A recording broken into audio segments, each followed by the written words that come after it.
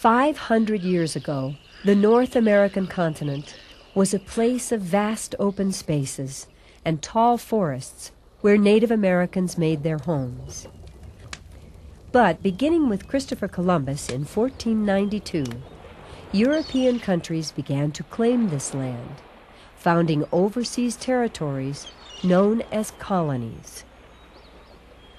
A few centuries after the time of Columbus, millions of people of European and African descent were living in the American colonies, and as a result, the native people were forced to leave their ancient homelands. Because Columbus claimed all the land he discovered for Spain, it was the first country to colonize the New World. Spain's earliest colonies were founded in the 1490s on islands in the Caribbean Sea. 30 years later, Spain conquered the powerful Aztec kingdom of Mexico and began to colonize the North American continent. By 1565, Spain had pushed northward and established a permanent outpost called St. Augustine in what is today the state of Florida. But even though Spain may have been the first country to colonize North America, it certainly wasn't the last. For at various times, England, Holland, Sweden, France, and Spain all had colonies along the eastern shore of North America. England's colonies in America were basically business ventures, organized by individuals or by companies who obtained permits, called charters, from the king to colonize the lands. The people who organized the colonies had two main goals. The first was to make a profit. The second was to expand English trade and industry. Most of those who settled in the colonies came seeking better economic opportunities, freedom of worship, and the chance to own their own land, something many of them had been unable to do in Europe. Others came to be indentured servants. These were people who agreed to work for nothing for several years in order to pay off the cost of their voyage or their debts back in England. Finally, there were the slaves. They were shipped into the colonies and were sold to the highest bidder. Except for the slaves, it was much easier for people in the colonies to move up in society than it was in Europe, where class distinctions kept rich and poor far apart. For many, that was an important reason for coming to the colonies. Each English colony was slightly different. Each one had its own governor, legislature, and special laws. But in spite of this, king and parliament always had the final say. Jamestown, the first successful English colony in North America, was founded in 1607 by a company of adventurers who hoped to grow rich in Virginia. They struggled during many years of hard times, but they finally began to make good livings by raising tobacco. As time passed, many of Virginia's tobacco farms grew into large plantations that depended on slave labor for their success. And as more tobacco was exported from the colony, more people took up the smoking habit. As a result, Virginia prospered. The second English colony in America, founded in New England in 1620, was called Plymouth. Plymouth Colony was quite different from Virginia because it was founded more for reasons of religious freedom than simply to grow wealthy. Because while the Virginia colonists were Anglicans, meaning they belonged to the official Church of England, many of the Plymouth colonists, the ones we call Pilgrims, had broken away from the Anglican faith and were known back then as separatists. Another difference from Virginia was that Plymouth didn't depend on exporting crops. Instead, the colony shipped loads of furs, fish, and lumber back to England. 9 years after Plymouth was founded, a religious group called the Puritans founded the Massachusetts Bay Colony nearby. The Puritans had strong religious beliefs similar to those of the Pilgrims, but the Puritans hadn't broken away from the Church of England as the Pilgrims had done. Starting in 1630, thousands of Puritans seeking religious freedom crossed the ocean to settle in the Massachusetts Bay Colony. They cleared forests to make room for farms and houses. The colony grew rapidly, and eventually the Plymouth colony joined up with it. By the late 1670s, Massachusetts Bay Colony had purchased the vast territory that is today the state of Maine, whose northern border was not far from the city of Quebec, the capital of the French colony called New France.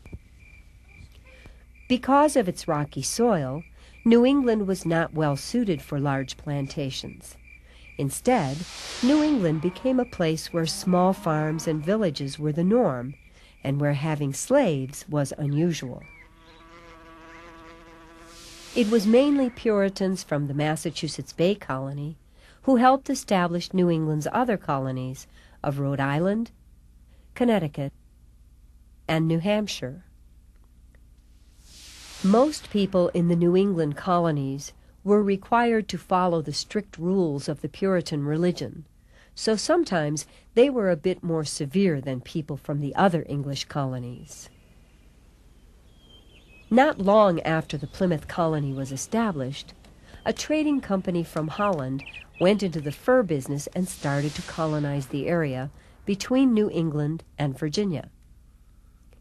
They called their colony New Netherland, and soon brought in slaves. As time went by, fierce disputes over trade developed between England and Holland. In 1664, England sent a fleet of ships to capture the capital of the colony, and the Dutch gave up without a fight. The king had given a charter to the land to his brother, the Duke of York, and so it was renamed New York. The Duke gave a large part of his territory to a couple of his aristocratic friends. On this land, the New Jersey colony was founded. Later, it was split into 2 colonies, but in 1702 was reunited into a single royal colony. The land of the colony of Delaware was originally claimed by Holland, too. In 1631, Dutch traders settled near here, not far from the mouth of the Delaware Bay, but clashes with native tribes soon drove them away. 7 years after that, a ship like this one brought settlers from Sweden, and they established another colony in the northern part of Delaware. They named their colony New Sweden, and lived in Swedish-style log cabins like this one. 17 years after its founding, the Dutch wiped out Sweden's colony. After New Netherland fell, the land passed into English hands, and eventually Delaware became a separate English colony. Like Delaware, the land that became the colony of Pennsylvania had been colonized earlier by both Sweden and Holland. Even though he had given this territory to the Duke of York, the king was in debt to the father of a man called William Penn. And to pay it, the king gave William a charter for its colonization. Penn belonged to the Quaker religion. In England, he worshipped in this simple meeting house. Quakers were persecuted in England because they did not follow the teachings of the official Anglican faith. That was why Penn wanted to emphasize his Quaker beliefs of fairness, justice, and equality in Pennsylvania. He also wanted the people of Pennsylvania to enjoy peace, have self-government, and good property rights. Penn's colony was a great success, and its capital, Philadelphia, the city of brotherly love, grew to be the largest city in all the 13 colonies.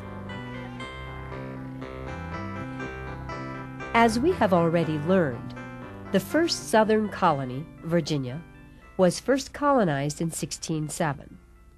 25 years after that, the king granted a charter for a second southern colony called Maryland to a wealthy Catholic aristocrat named Cecil Calvert, whose official title was Lord Baltimore. Since Catholics were also persecuted in England, Calvert, as the proprietor of Maryland, realized that his colony must have religious freedom, otherwise a lot of people would not want to settle there. In 1634, the first large group of colonists arrived in Maryland and started tobacco plantations. The colonists built a fine town called St. Mary's City, overlooking this small and beautiful bay. It became the first capital of Maryland and an important trading center for that part of the colony. The coastal lowland area of what became the colony of North Carolina was first permanently settled by Europeans in the 1650s, when people moved down from Virginia. The colonies of both North and South Carolina officially began a short time later in 1663, when a group of 8 of the king's best friends, all of them noblemen, were granted charters to colonize the territory. The Carolina colonies turned into places where large plantations predominated. In the summer, slaves raised rice, and in the winter, a plant called indigo was grown, from which a valuable blue dye was obtained. The last English colony to be settled was Georgia. It was named in honor of King George II, who in 1732 granted a colonial charter to a group of men that included James Oglethorpe. Oglethorpe didn't want slavery in his colony. He hoped the land of Georgia could become a place where poor English people, who had been imprisoned for not paying their debts, could come to work and be free. But his plan had to be abandoned, partly because so much time had to be spent fighting with the neighboring Spanish colony of Florida. As we have just seen, the North American colonies were founded by people from several nations for a lot of different reasons. By 1770, Spain ruled the southern part of the continent and had just begun to build missions in California. At the same time, there were 2 million people, both free and slaves, living in England's 13 American colonies. For many of them, the patriotic link to their mother country was often broken due to unfair treatment and just the passage of time. This was especially true in England's colonies, where tens of thousands of colonists, the ones who no longer desired to be English subjects, would fight and die in a long, painful war that finally brought them independence.